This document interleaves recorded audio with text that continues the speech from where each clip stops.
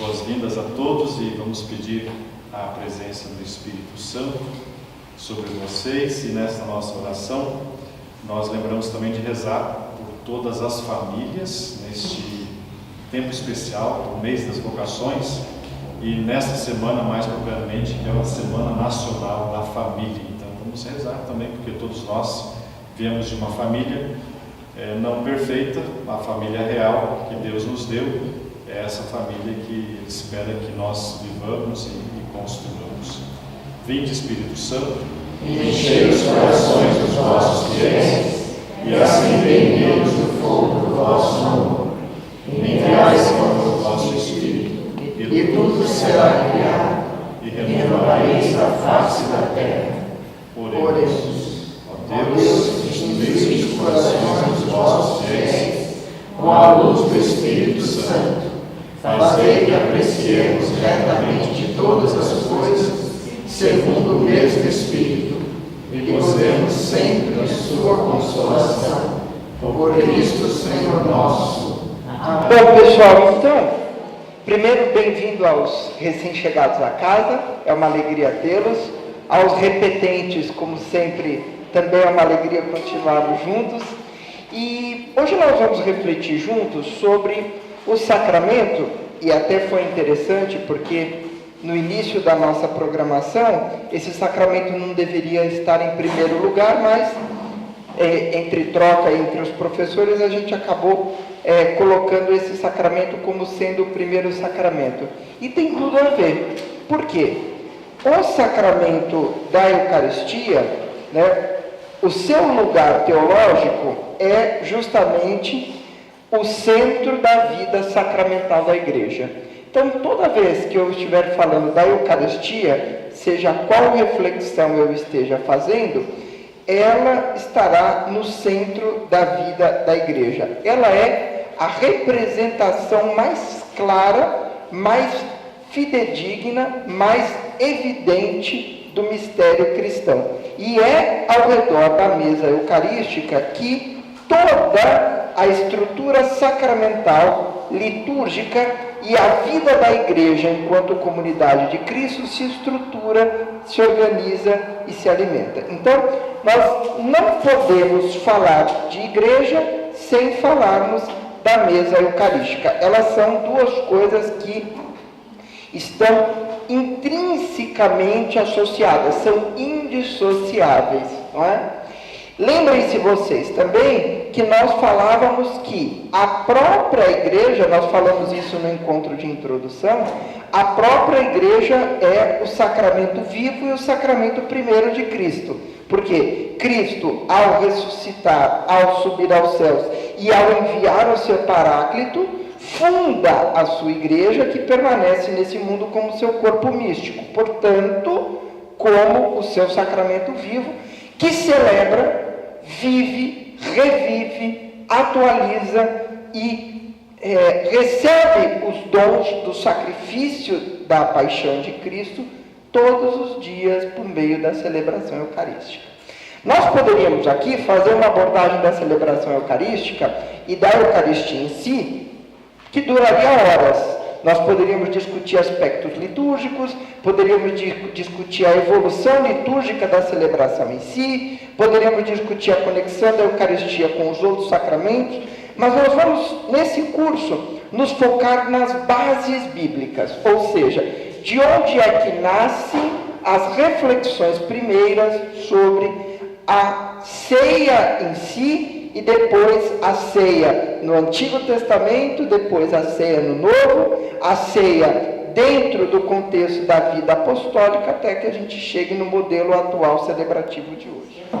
Êxodo 18, versículo 12, Fátima, Bíblia. Olha, semana que vem vai ter o chamado oral da Bíblia, tá? Vamos pegar o Êxodo 24, versículo 11. Como é que estamos de Bíblia aqui? Vamos para a Ivone aqui. Ivone, separa para a gente Êxodo 24, 8. E vamos na Beatriz aqui, separa para mim Deuteronômio 12, 7. Muito bem. Êxodo 18, 12, achamos? Então vamos lá. Jetro, sogro de Moisés, ofereceu um holocausto de sacrifício a Deus. Arão e todos os anciãos de Israel vieram com ele na presença. Muito bem. Então, aqui nós vamos começar a falar da importância da refeição dentro de duas dinâmicas. Primeiro, na dinâmica de comunhão, e segundo, na relação do homem com Deus. Se nós formos, recentemente eu dei uma aula disso num congresso de nutrição, se nós formos ver a história das religiões, nós vamos ver que praticamente todas as religiões estabelecem relações entre o que nós comemos e como nós comemos e o sagrado. Então isso é claro, praticamente de forma linear ao longo das religiões. No judaísmo, e aqui nós estamos falando de uma época pré-cristã, na época do Êxodo, ele fala que ele realizou um holocausto, ou seja, ele realizou um sacrifício e sentou-se à mesa para comer e ele fala, Carlos, na presença de Deus. Então, portanto, naquele banquete de convíveres, de comensais, estava Deus. Então, a refeição para o judaísmo, ela tem esse aspecto celebrativo da comunidade, ao mesmo tempo em que se come diante de Deus. Ou seja, Deus, de alguma maneira, naquele ambiente de comunhão, de vivência, de partilha, se faz também presente conosco, tá claro? Então, veja, isso também é realidade na nossa dimensão cultural, não é isso? Nós, na maioria das vezes, quando vamos celebrar algo, o que nós fazemos? Comemos, não é isso? Então, não é verdade? Então, batismo do moleque, batizou, come, casou, come, e aí come muito, passa a noite comendo, né? Aí, até o velório tem comidinha, né? Então, a gente comemora, celebra, vivencia praticamente tudo com o alimento, porque o alimento, a partilha do alimento na mesa, nos chama a unidade. A gente só senta à mesa com alguém que nós compartilhamos algo, não é verdade? Tem coisa mais desagradável que você está comendo e de repente um absoluto estranho senta para comer na sua frente? Não há uma empatia imediata ali, né? A gente convida à mesa aqueles que de certa forma partilham algo conosco. Esse é o mais cultural, o mais habitual da nossa realidade, né? Então, nesse sentido, a ceia, o espaço para alimentar-se tem uma dimensão de comunhão. Vamos para a próxima, o Êxodo 24, 11. Moisés tomou do sangue e o aspergiu sobre o fogo. Não, eu tenho 24, 11 e 24, 8. O da Ivana é o 8, o seu é o 11. O seu é o 11, Fátima. Pula para o 11. Não, o dele foi o 18, 2. Isso. Ele não estendeu a mão sobre os notáveis dos israelitas. Eles contemplaram a Deus e depois comeram e beberam. Então aqui, mais um momento onde há um contato, há uma relação com Deus, que é descrita no Êxodo, e logo depois um momento celebrativo, onde eles comem e bebem. Ivone. Moisés pegou o sangue e o espalhou sobre o povo, dizendo: esse é o sangue da aliança que Javé faz com você, através de todas essas cláusulas.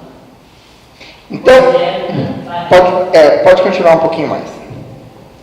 Moisés, Arão e Nadab, Abiú e os 70 anciãos subiram.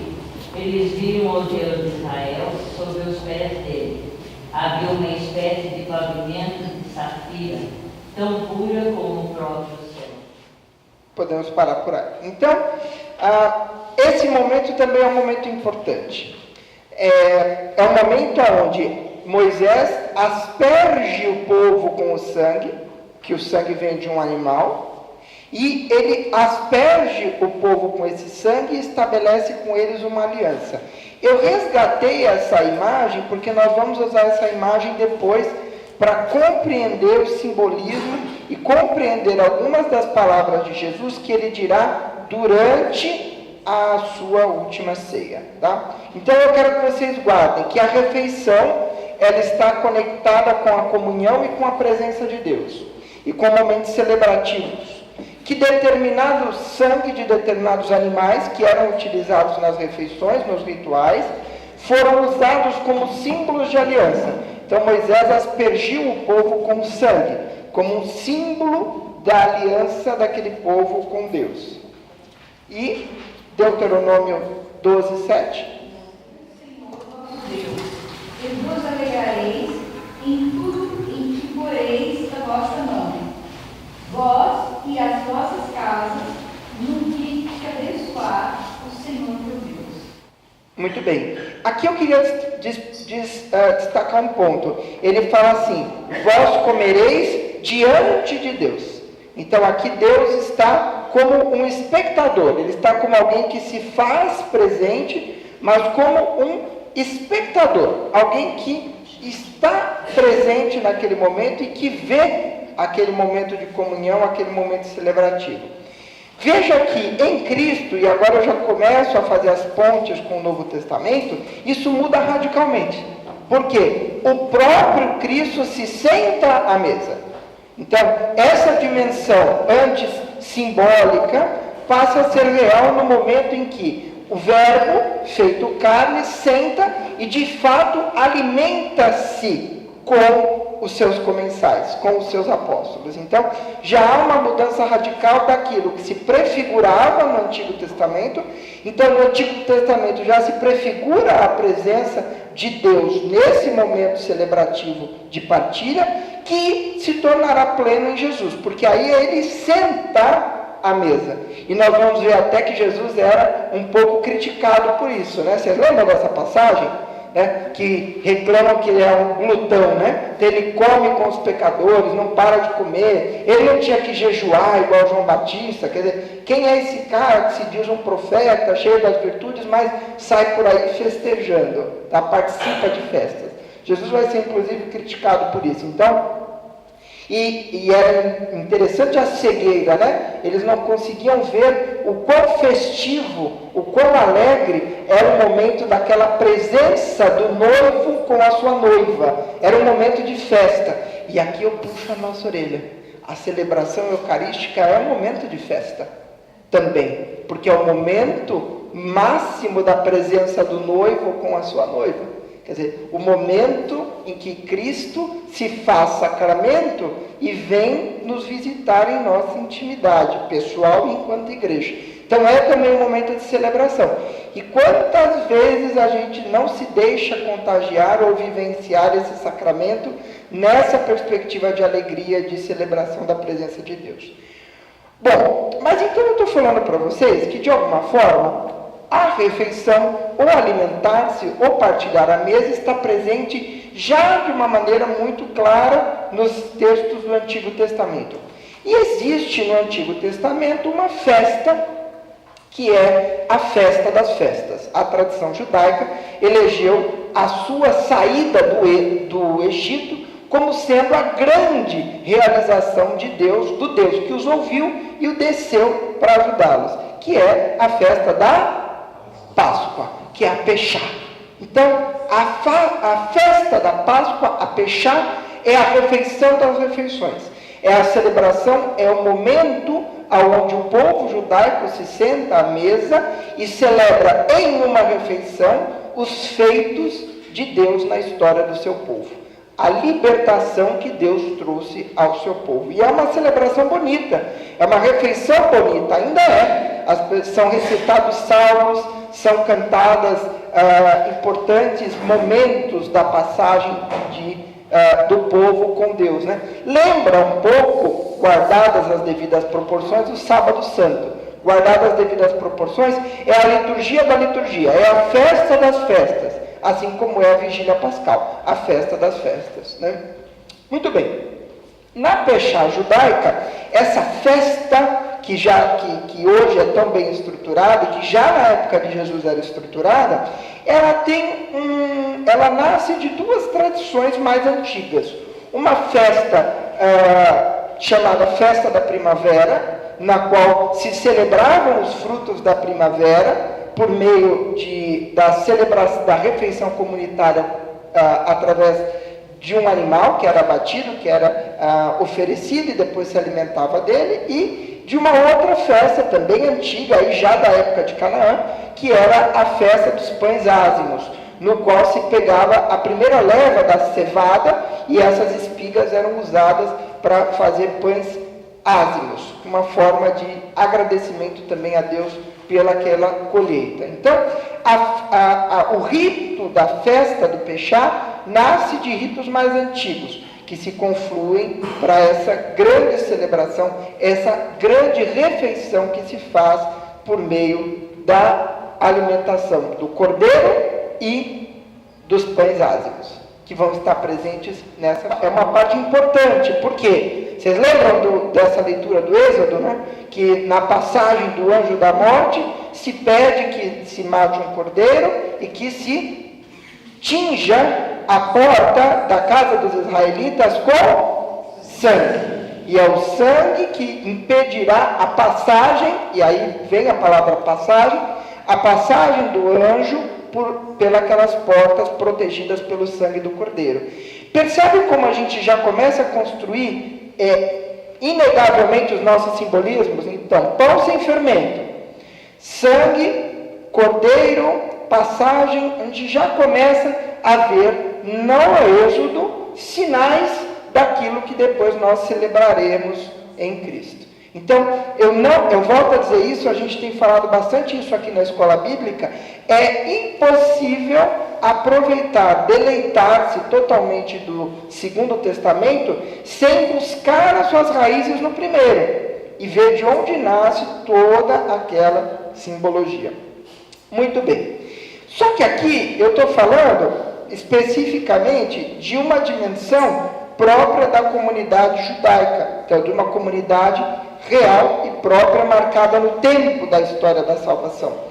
Mas essa ceia, esse convite a sentar à mesa, já é, no profeta Isaías, estendido a todos os povos. Eu queria que nós abríssemos, deixa eu ver quem está aqui com a Bíblia fácil, vamos para a fileira de trás, vamos no Inácio ali. Inácio, lê para mim Isaías 25,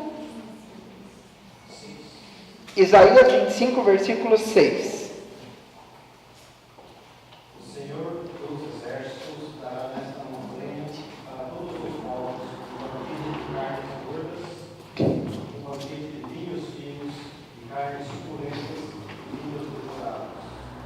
Olha que bonito isso, dá vontade de ir, não dá?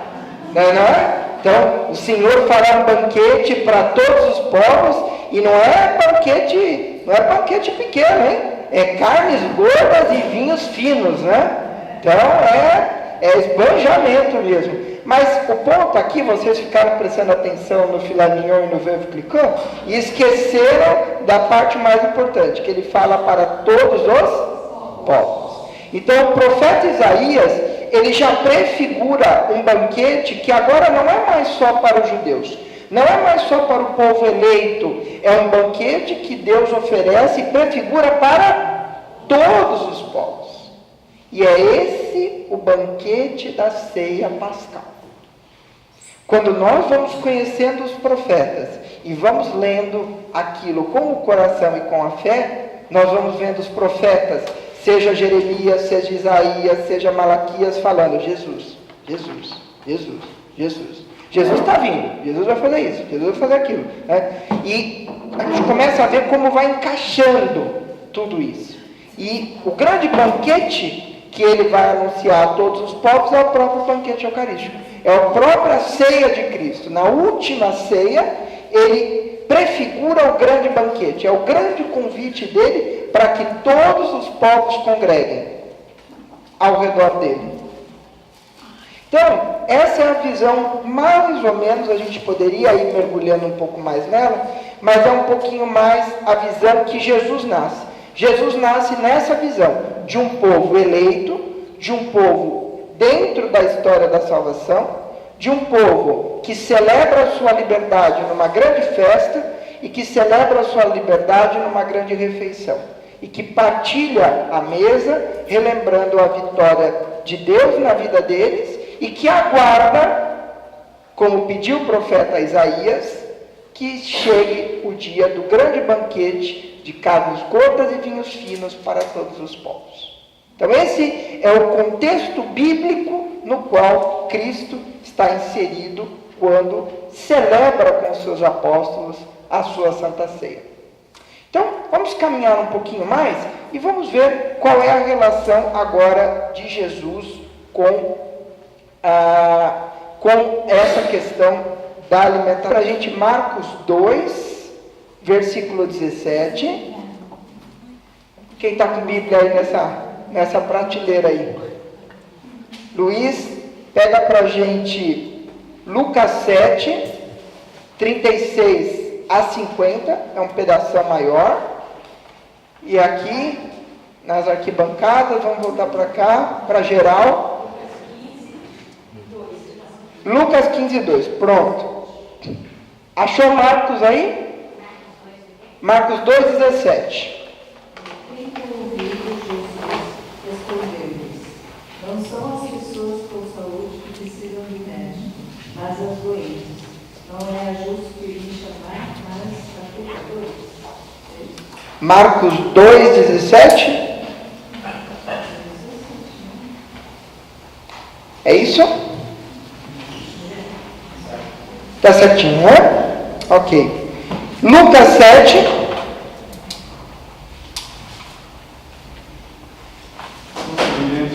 Meninos sentados na praça falam uns com os outros, dizendo: tocamos a flauta e não dançastes, entoamos lamentações e não chorastes. Pois veio João Batista, que nem comia pão, nem bebia vinho, e dizeis: ele está possuído do demônio.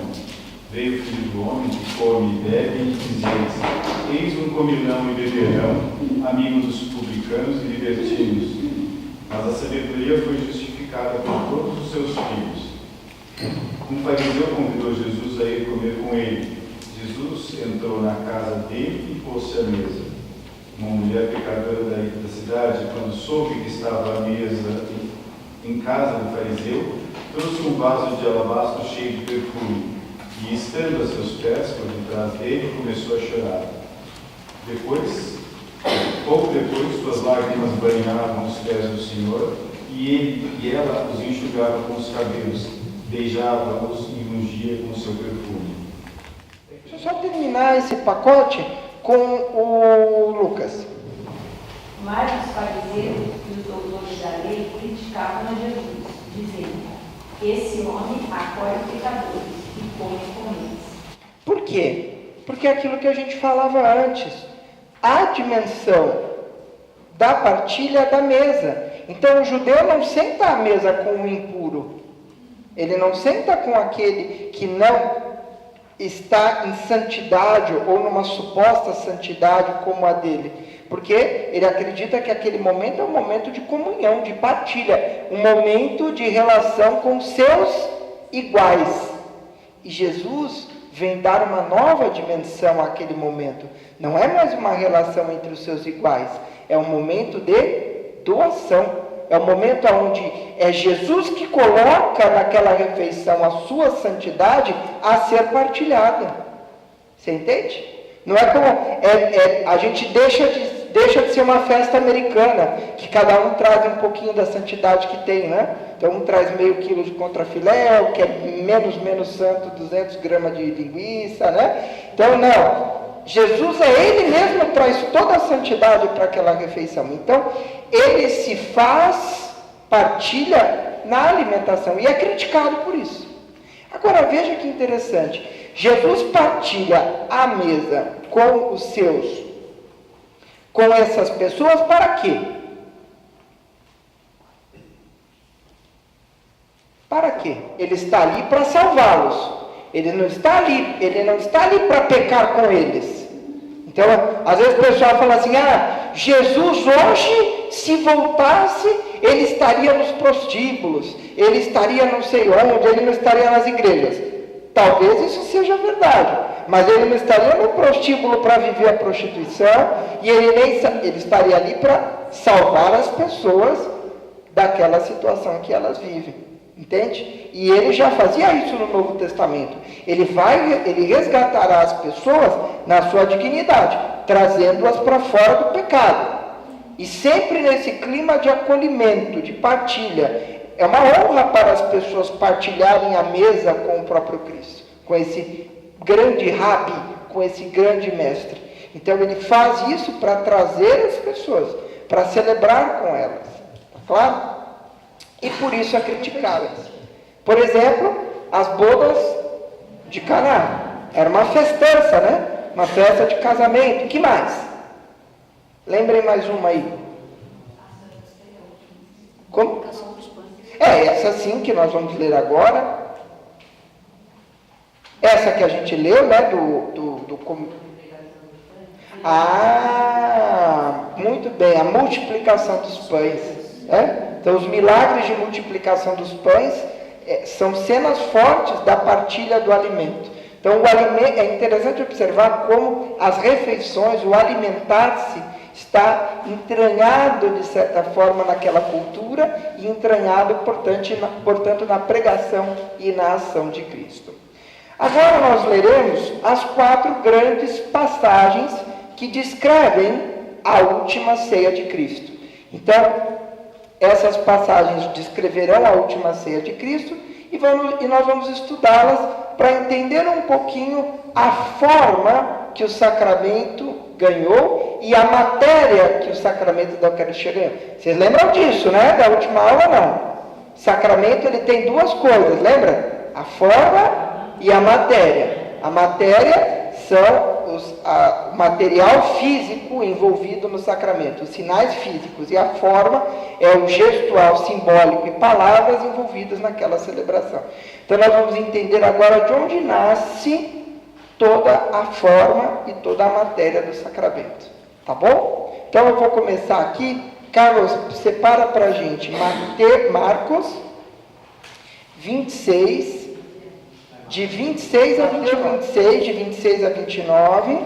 Vamos pegar mais Bíblia aqui. Ivone, você pega para nós o Marcos 14, de 22 a 25. Lucas 22, de 14 a 20, e a Vera pega para a gente o 1 Coríntios 11, de 23 a 26. A 26, é o último item aqui da folhinha branca. Vamos lá. Enquanto estavam comendo, Jesus tomou o pão e pronunciou a bênção.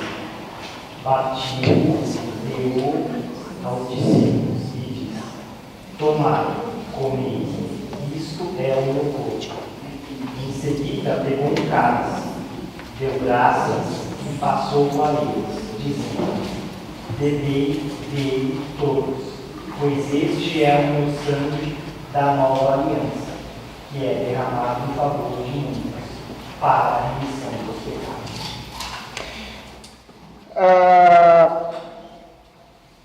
Olha só, vamos lá. Então vamos em frente. Aqui eu já tenho em Mateus algumas simbologias. Então Jesus estava celebrando a Páscoa. E como eu disse a vocês, na Páscoa judaica haviam vários momentos de refeição, vários momentos de oração, e ele estava proferindo uma dessas orações. E ele estava fazendo uma oração de ação de graças.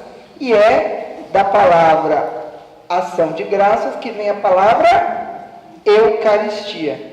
Então, a Eucaristia é a verdadeira ação de graças. Ok? Então, é isso que significa Eucaristia. Vem de ação de graças. Então, é a verdadeira ação de graças, é a Eucaristia. E aí, Jesus toma o pão e ele diz o seguinte: partiu e distribui.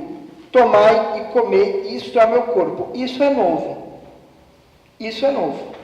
Isso é totalmente novo. Não tem nada a ver com o ritual que se fazia antes.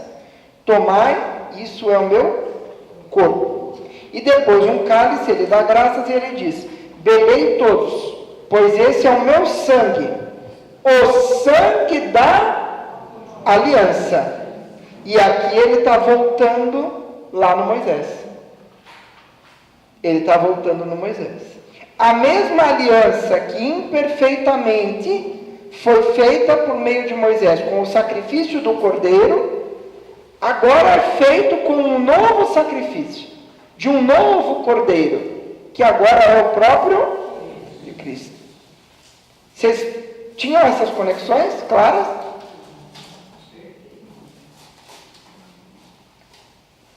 E aí é por isso que a gente canta na celebração. Olha como a celebração vai estar conectada. Cordeiro de Deus, que tirais os pecados do mundo, tende piedade de nós. O Apocalipse vai usar essa imagem do cordeiro, porque Jesus agora é o verdadeiro cordeiro, e não é mais uma aliança como a de Moisés, que é a aliança que o homem quebra. Deus faz, o homem quebra. Deus faz, o homem quebra. Ele vai dizer que agora essa é a nova e eterna aliança, porque não há um cordeiro melhor e mais perfeito que Cristo. E vejam que a ação sacerdotal de Cristo, ele é o próprio sacerdote e a própria oferenda, porque é ele que oferece a si próprio ao Pai. Então ele é a oferenda e ele ao mesmo tempo é o sacerdote. Está claro isso?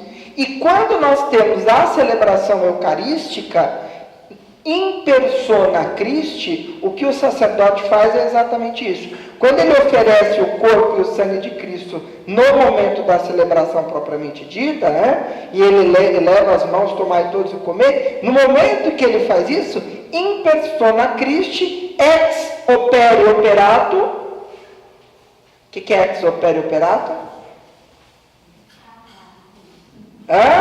Semana passada, hein? Quando eu digo que o sacerdote celebra ex opere operato, o que isso significa? Significa que ele opera pelo sacramento em si, sem a necessidade da sua santidade pessoal. Então é uma graça, é o ato sacramental em si, não precisa da santidade do sacerdote, né? Cada a gente fala assim, como é que o sacerdote pode fazer um negócio desse e eu não posso? Tem gente que gosta, né? Por uma questão de funções. Ele é consagrado para aquilo, recebe uma bênção, um sinal indelével, um caráter. Vocês aprenderam isso semana passada. Os 3 sacramentos que imprimem caráter: batismo, confirmação e ordem. Então, o sacramento da ordem imprime ao sacerdote um caráter, para que ele possa, ex opere operato, apresentar o próprio Cristo ao Pai. Então eu vou dizer que o sacerdote, no momento da celebração, ele age in persona Christi, na pessoa de Cristo, para com a Assembleia oferecer Cristo, Cristo oferecendo Cristo a Deus. Muito bem. Então aqui vocês já estão vendo. E veja, aqui tem algumas questões. Jesus toma o pão, abençoa, é ele que o parte, e é ele que o distribui. É por isso que o sacerdote partilha. Vocês já viram que depois que termina, o sacerdote partilha pão, ele quebra o pão, e ele não põe na mesa e a gente pega, ele nos dá. Ele nos dá. E é por isso que existe, e quem é? Se o sacerdote está agindo em persona Christi, é ele que deveria me dar, concorda? Porque é o próprio Cristo que dá, então ele que deveria dar. Mas às vezes a assembleia é muito grande, e aí isso não é possível. Então, quem é o ministro ordinário da comunhão? Ou seja, o ministro por excelência, por regra, é o padre, é o sacerdote que celebra, seja padre, seja bispo. Vocês vão entender que o diácono não é sacerdote, embora seja ordenado. Vocês vão entender isso melhor mais para frente. Mas o padre, ele é o ministro ordinário da comunhão, porque ele, em persona Christi, deveria nos dar na mão. Mas às vezes a assembleia é muito grande. Então o que a igreja faz? Ela cria um ministério. A palavra ministro significa serviçal, aquele que serve, que presta um serviço. O ministro extraordinário, ou seja, extraordinário, que não é o ordinário, é extraordinário da Sagrada Comunhão. Então, o que ele faz é entregar a comunhão. Não é correto falar ministro da Eucaristia, porque ele não faz a Eucaristia, ele não celebra a Eucaristia. O que ele entrega, ele participa do momento da comunhão, mas não é ele que celebra a Eucaristia, tá claro? Marcos 14. Quem ficou com Marcos? 22, né? De 22 a 25, isso. Enquanto comiam, Jesus tomou um pão e, tendo pronunciado a bênção, o partiu, distribuiu a eles e disse: tomem, isto é meu corpo. Em seguida, tomou um cálice, agradeceu e deu a eles. E todos eles beberam. E Jesus lhes disse: isto é o meu sangue, o sangue da aliança, que é derramado em favor de muitos. Eu garanto a vocês, nunca mais beberei do fruto da videira, até o dia em que beberei o vinho novo no reino de Deus. Então veja que interessante aqui, né? São praticamente as mesmas palavras. Pessoal, quando a gente vai estudar os evangelhos, talvez um dia a gente volte a fazer esse curso, os evangelhos sinóticos, estudando eles comparativamente, nós vemos que quanto mais um texto se apresenta nos sinóticos sem alterações, mais provavelmente nós estamos falando de uma tradição antiga. Por quê? O mais antigo dos textos dos evangelhos é Marcos. Marcos é o primeiro dos evangelhos, começa a ser escrito aí por volta de 60, 80, é escrito entre 60 e 80 depois de Cristo, é o primeiro e o mais simples dos evangelhos.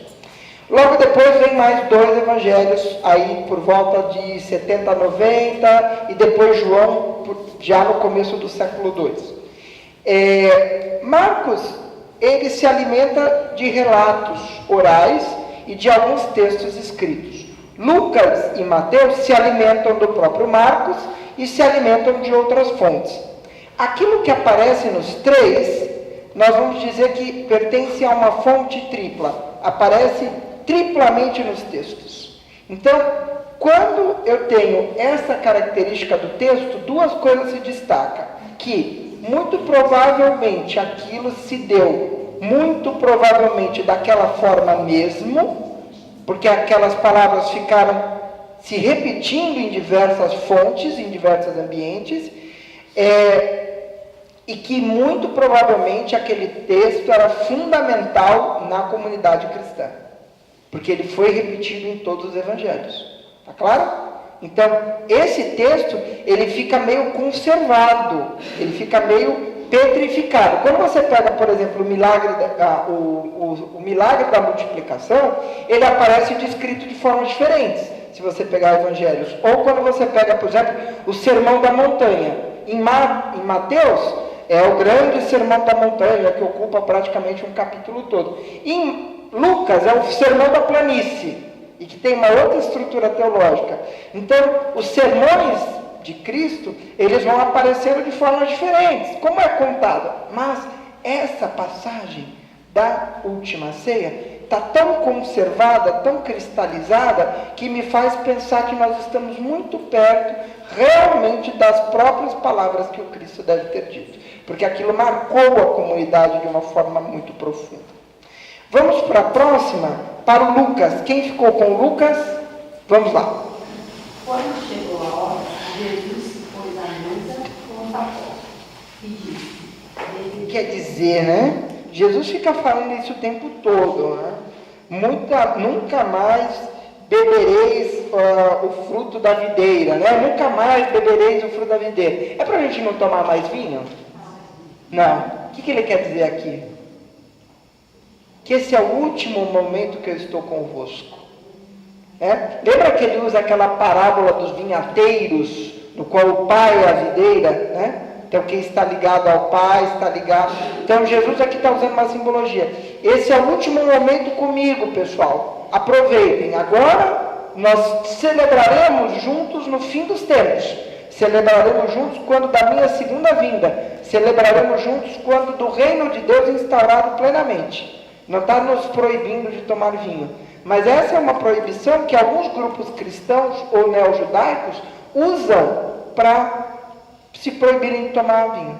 Então, Jesus falou para a gente não tomar mais vinho, ou seja, portanto, não tomar mais álcool. Tá? É uma leitura um pouco mais fundamentalista do texto, mas esse texto está presente aqui.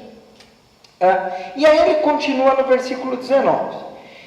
E tomou o pão, deu graças, partiu e deu a eles. Veja que é muito batido o texto. Isto é o meu corpo que é dado por vós. Fazei isto em minha memória. E depois de comer, fez o mesmo com a taça, dizendo: essa taça é a nova aliança em meu sangue, que é derramado por vós. E veja que esse por vós é duplo, né? Vocês vão derramar meu sangue e eu o derramarei por vocês. Percebe? Vocês são a causa e ao mesmo tempo são o motivo pelo qual eu derramarei meu sangue. Interessante essa coisa. Aqui Jesus institui outro sacramento. Qual é o sacramento que ele institui aqui? Ele institui 2 sacramentos aqui. A Eucaristia, que é óbvio. É o seguinte: tomou, partiu, deu a eles dizendo: não. Fazer isto em minha memória. Então vocês devem continuar fazendo isso. Mas quem vai fazer isso? Então a comunidade rapidamente interpretou como sendo um sinal da graça a escolha de alguns membros da comunidade para que pudessem vivenciar o memorial de Cristo. Fazer isso em memória dele, né? Manter essa celebração viva, manter essa partilha viva, renovar, refazer, reafirmar, reviver o seu sacrifício e a sua prova magna de amor por nós a cada novo encontro da comunidade. E não é por acaso que nas comunidades, e nós vamos falar sobre elas depois do cafezinho, nas comunidades cristãs a base dos encontros era justamente a ceia do Senhor. Era o motivo pelo qual eles se reuniam e celebravam as Escrituras e a mesa do Senhor. Para nós acabarmos esse bloco, vamos para o Coríntios. Quem pegou o Coríntios? Por favor, Verinha.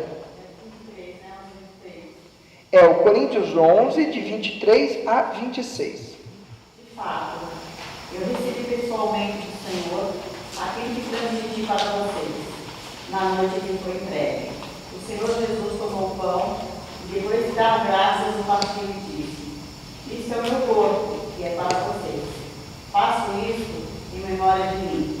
Do mesmo modo, após a ceia, tomou também o cálice, dizendo: este cálice é a nova aliança do meu sangue. Todas as vezes que vocês beberem dele, façam isso em memória de mim. Portanto, todas as vezes que vocês comem deste pão e bebem deste cálice, estão anunciando a morte do Senhor, até que ele venha. E olha que interessante, né? Toda vez que se come desse pão e se bebe desse vinho, bem alto, bem alto. Toda vez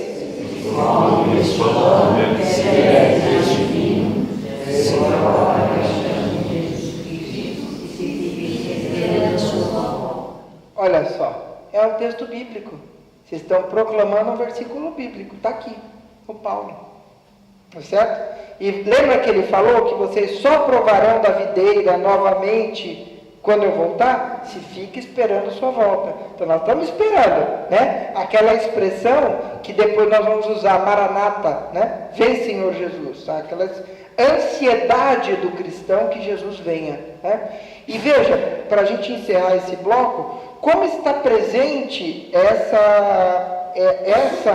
esse apelo hoje. E porque a gente olha, né? A comunidade cristã, quando ela nasce extremamente perseguida pela violência dos pagãos, dos próprios judeus e também dos romanos, né? E o tempo todo, naquele clima de verdadeiro holocausto da população cristã, nos circos romanos, por exemplo, é isso: vem, Senhor Jesus, né? Venha nos tirar disso, venha libertar o seu povo, né? E eu acho que nós, cristãos, ficamos um pouco acomodados. E eu acho que não acomodados, nós estamos um pouco amortecidos. E não estamos vendo o quanto nós continuamos a ser perseguidos, o quanto nós continuamos a incomodar no mundo. Basta ver, peguem o jornal, qualquer veículo de comunicação, os ataques à igreja. Os ataques à igreja. A igreja é isso, a igreja é aquilo. O padre não sei o quê, os cristãos não sei o quê. Porque a igreja é isso, porque é diário.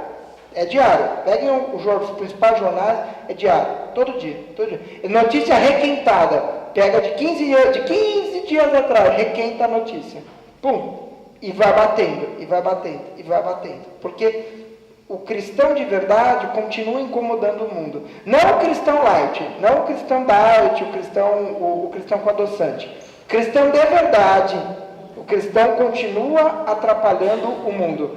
Ele continua sendo um sinal de discórdia, porque ele continua anunciando contradições. Ele continua sendo profético. Então, eu tenho a impressão de que mais do que nunca essa palavra vem, Senhor Jesus, né? Ficamos esperando a vossa vinda, deve ser realmente rezado por nós, né? Então não se trata de querer o fim do mundo, mas é de falar assim, que venha logo o Senhor, né? Que nós estamos aguardando a sua chegada. E eu acho que se nós conseguirmos viver a celebração eucarística nesse clima de expectativa e de ansiedade, nós conseguimos manter o nosso caminho de santidade mais bem direcionado. A Daiane, é isso? Daiane. A Daiane me perguntou uma coisa importante. Ela falou, Felipe, eu estou estudando os 7 sacramentos pelo Catecismo da Igreja. Esse livrinho, ou livrão, é que a letra é graúda também, não sejam preguiçosos. Esse livrinho, ele é livro de cabeceira do católico, tá? Então, todo católico de verdade, não light, não com adoçante, católico raiz mesmo, como está na moda dizer, precisa conhecer e estudar o Catecismo da Igreja Católica. O que é o Catecismo da Igreja Católica? É um compêndio, é uma apresentação estruturada e formal da fé católica para nós. A Igreja tem vários catecismos, esse é o mais atual, que é a edição típica vaticana de 1992, que foi organizada pelo cardeal, na época, cardeal Ratzinger, que depois virou Papa Bento XVI, que é um dos pais desse livro, e que usa toda a sua profundidade teológica, conhecida por todos, para estruturar um excelente trabalho. Então, fortemente recomendado, tá? Esse é fácil de achar nas livrarias. Tem o compêndio do Catecismo da Igreja, que é o mais fininho, mas não sejam preguiçosos, tá? Lembrem-se que o caminho que leva para o céu é estreito, tá? Então, catecismão, tá? O catecisminho a gente deixa para os adolescentes e crianças, tá bom? Vocês são pós-graduandos, então é catecismão. Tem na internet, gratuito, no site do Vaticano, se quiserem baixar. Quem gosta do papel como eu vou passando, aí vocês vão aproveitando aí. É da Loyola, viu? Eu acho que só tem da Loyola e das edições. Então, vamos recomeçar aqui com o Carlos. Vamos para 1 Coríntios 10, 16. Primeiro, hein? 1 Coríntios 10, 16. Aí nós vamos ali no Inácio. Inácio, 1 Coríntios 11, 20. Luiz, Atos dos Apóstolos 2, de 42 a 46. E nós vamos aqui na Ivone, no Atos 20, 7 e 11. Atos 20, 7 e 11. Cálice da bênção que abençoamos não é comunhão com o sangue de Cristo?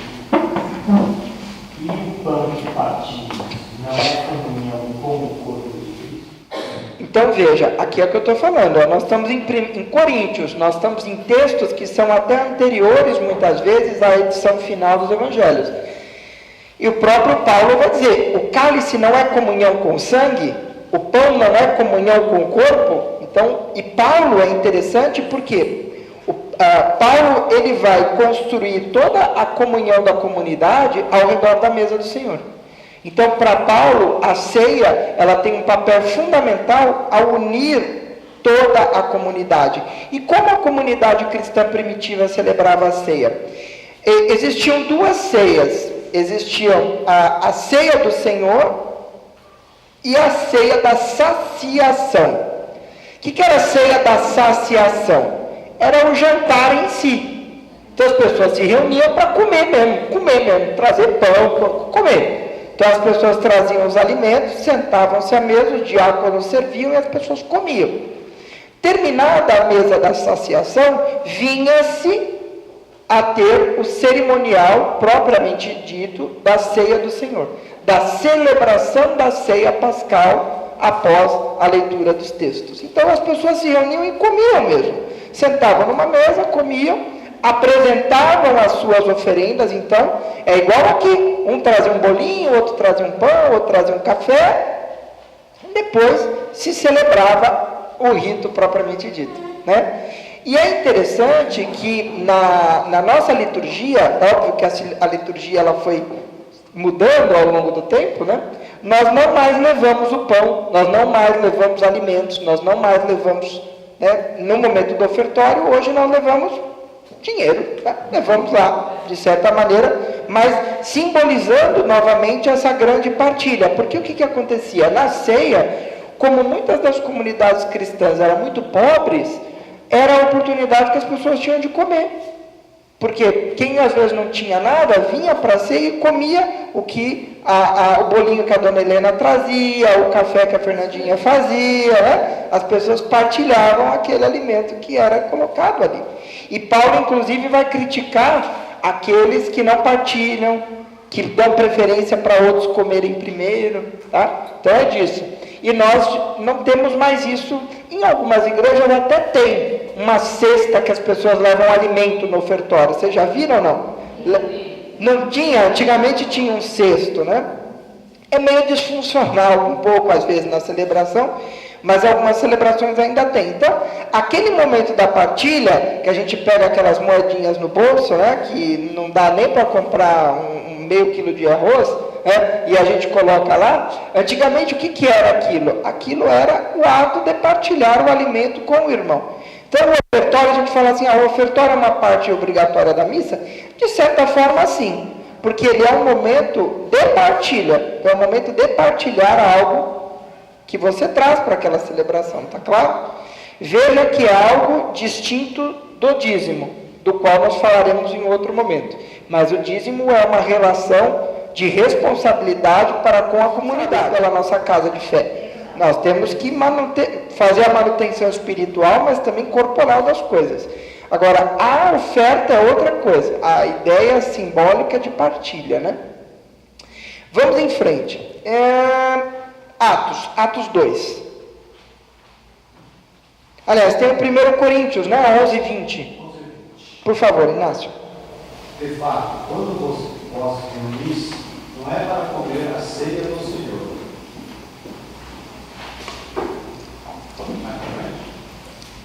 Nossa, eu peguei só isso, que preguiçoso. Peraí. Nossa, mas vos reunis, o que fazeis não é comer a ceia do Senhor. Cada um se apressa por comer a própria ceia, enquanto um passa fome e o outro fica embriagado. Não tem descasos para comer e beber? Ou desprezai a igreja de Deus e quereis envergonhar aqueles que nada têm? Que vos direi? Olha o Paulo, mas sentando a poar nos caras. Porque o que acontecia? O que ele está dizendo? Que tinham comunidades, que as pessoas se reuniam para a ceia do Senhor, um trazia um prato de filé mignon com molho de queijo gorgonzola e vinho tinto Cabernet Sauvignon 2009, e opa, deu uma fominha, eu sei, é proposital. E o outro trazia um pão duro. E aí, na hora que sentava à mesa, quem trouxe o filé, ao invés de partilhar, comia a sua própria ceia. Então, olha como o ser humano é sempre o ser humano, né? Então, era isso, era essa ceia que se dava antes do memorial do Senhor. Então as pessoas comiam de uma forma egoísta, e o Paulo senta a poar. E eu acho que falta dos nossos padres, às vezes, essa cobrança na hora do ofertório.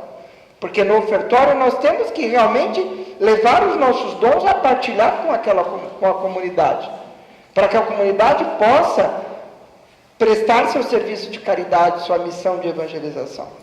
E muitas vezes nós nos damos conta, nós achamos que é o momento de dar esmola para a igreja. Agora é o meu momento de aliviar minha consciência dando uma esmolinha para a igreja. Não, é o momento de partilha. Cada um partilhando o que tem. Então, se você tem muito, obviamente você partilha mais. Se você tem pouco, obviamente você partilha pouco. Ninguém está falando para vender casa, comprar carnê da igreja, nada disso. Mas que aquele momento seja, de verdade, um momento de partilha, né? Então, se preparar para partilhar algo com o seu irmão que tem menos. E, obviamente, hoje, quem faz isso é a igreja por meio das suas pastorais, né? Os dois. Luiz. É isso aí. Perseveravam eles na doutrina dos apóstolos, nas reuniões em comum, na fração do pão e nas orações. De todos eles se apoderou o temor, pois pelos apóstolos foram feitos também muitos prodígios e milagres em Jerusalém, e o temor estava em todos os corações. Todos os fiéis viviam unidos e tinham tudo em comum. Vendiam as suas propriedades e os seus bens e dividiam-os por todos, segundo a necessidade de cada um. Veja que interessante, né? É uma visão, obviamente a gente está vendo aqui uma visão idealizada, né? Porque a gente acabou de ver o Paulo dando uma chamada de orelha, né? Mas esse é o sonho da comunidade. É a comunidade que se põe em partilha. Naquela realidade social, essa partilha comum dos bens fazia sentido, né? Hoje, talvez não seja o melhor modelo, mas a ideia tem que perseverar. A ideia de que o cerimonial da Eucaristia é também um momento de partilha espiritual, material, real e concreta de toda a comunidade. A comunidade se encontra, celebra, congrega e partilha, tá? Então isso era vivido de uma maneira muito real. A Eucaristia era vivida de uma maneira muito real na vida dos primeiros cristãos. Eles eram assíduos à oração, assíduos à palavra, assíduos à presença diante de Cristo na celebração. Uma série de dimensões teológicas que a Bíblia nos apresenta em relação ao Santíssimo Sacramento, à Eucaristia. Vamos ler juntos. Então, quem pode ler para mim 1 Coríntios 11, de 17 a 34. Não posso elogiar vocês, porque a sua assembleia, em vez de ajudar a corrigir os prejuízos. Antes de tudo, ouço dizer que, quando estão reunidos em assembleia, há divisões entre vocês. Então, Paulo já institui aqui, de certa maneira, o exame de consciência que nós fazemos para a vivência da própria Eucaristia, né? Então, Paulo está dizendo, verifique se você está de verdade em comunhão à mesa do Senhor. Verifique se você está em verdade, em estado de graça para participar desse momento celebrativo, né? Então, é a nossa revisão de consciência. Então, tanto que nós começamos a celebração eucarística como? Fazendo uma confissão, né? Então a gente começa, confesso a Deus Todo-Poderoso, e o sacerdote já nos absolve dos nossos pecados menores, nossos pecados que a gente chama de pecados veniais, que são nossos pecadilhos. Então ele já nos lava, mas há pecados mais profundos. Eu sempre falo que essa confissão arranca as ervas daninhas, mas não arranca os troncos. Os pecados profundos, as faltas graves, que machucam e pesam o nosso coração, e cada um sabe as que carrega. Nós precisamos, às vezes, de um sacramento próprio para fazer isso. É o momento que a gente tem que ir de encontro à reconciliação e pedir perdão real e concreto para nos aproximarmos da Sagrada Eucaristia com o coração pronto e apto, né? Esse é o motivo pelo qual algumas situações canônicas não permitem que a pessoa comungue. Por quê? Porque muitas vezes ela está em um estado de pecado do qual ela não se arrependeu. E aí se pede que ela não participe daquele momento de comunhão, como disse o Paulo. Então, julgue a si mesmo e veja se você está em sintonia, em santidade, para participar daquela ceia. Tá? Então isso é importante para nós. Esse é o motivo também pelo qual, ao longo da Semana Santa, a igreja bate tanto na questão da confissão, né? Então, reconciliem-se, tem aquelas celebrações de reconciliação comunitária, né? Então, é importante que a gente vá sempre encontre a Eucaristia com o coração em busca em santidade. Considerem Israel segundo a carne. Os que comem as vítimas sacrificadas, por acaso, não estão em comunhão com o altar? O que quero dizer com isso? Que a carne sacrificada ao ídolo seja alguma coisa? Ou de novo, não podes partilhar do cálice do Senhor e do cálice dos demônios. É um chamado a nós de que nós estamos partícipes do próprio corpo de Cristo no momento da celebração eucarística. Portanto, nós precisamos estar em comunhão com Cristo. Nós precisamos estar em estado de graça. Portanto, temos que estar sempre vigilantes, para que vivamos, não sejamos juízes de nós mesmos na participação da Eucaristia. Vamos para alguns desses textos nós já lemos, eu vou pular aqueles que falam da nova aliança. Nós já lemos isso, né? Já vimos que o banquete de Cristo na Santa Ceia é o anúncio da nova aliança. Eu vou pegar aqui com vocês, enquanto eu acho o Romanos, alguém acha para mim Gálatas 2:20, temos aqui. Aqui. Pois nós sabemos, Romanos capítulo 8, versículos 23, diz o seguinte: pois sabemos que a criação inteira geme e sofre as dores do parto até o presente, e não somente ela, mas também nós, que temos as primícias do Espírito, gememos interiormente, suspirando pela redenção do nosso corpo, pois a nossa salvação é o objeto de esperança, e ver o que se espera não é esperar. Acaso alguém espera o que vê? E se esperamos o que vemos, é na perspectiva que o aguardamos. Então, de certa maneira, esse texto está num contexto maior, de certa maneira, a Eucaristia é para nós um motivo de esperança. A Eucaristia é um motivo de esperança. Por quê? Porque ela é para nós, de certa forma, o Hélio me perguntava disso. Ele falava assim: Felipe, mas você não me falou que Jesus se faz presente, transubstanciado na espécie do pão e do vinho? Então, que sentido faz pedir que ele venha, se ele já está ali? Eu peço que ele venha no âmbito pleno da sua presença. Eu peço que ele venha para mim e para a igreja como ele veio para os apóstolos, só que agora de uma maneira plena, santificada, para ser aquilo que Paulo chamou de tudo em todos. Mas, no sacrifício eucarístico, eu já tenho um sinal escatológico, eu já tenho uma visão antecipada das bodas do Cordeiro. Então, de certa maneira, Hélio, você tem razão, na própria celebração eucarística, já se faz presente, já se antecipa a graça plena que nós vamos encontrar lá na frente. Tá? Nós temos um ponto interessante a discutir. A questão da presença divina. Então, Deus se faz presente no nosso meio de muitas formas. Então, ele se faz presente por meio do Espírito, ele se faz presente por meio do amor, ele se faz presente por meio da comunhão. Agora, na Eucaristia, Cristo se faz presente de uma forma especial. Porque lembra que eu falava para você do mistério?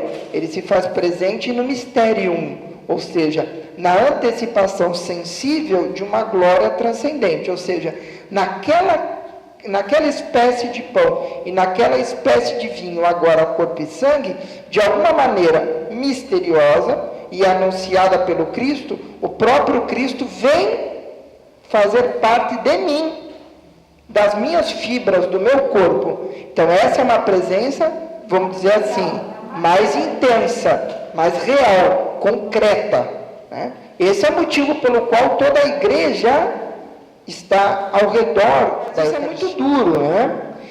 E eu vou terminar terminar hoje o nosso debate, o nosso bate-papo, com um texto de João 6. Depois eu quero que vocês leiam o capítulo de João 6 inteiro em casa.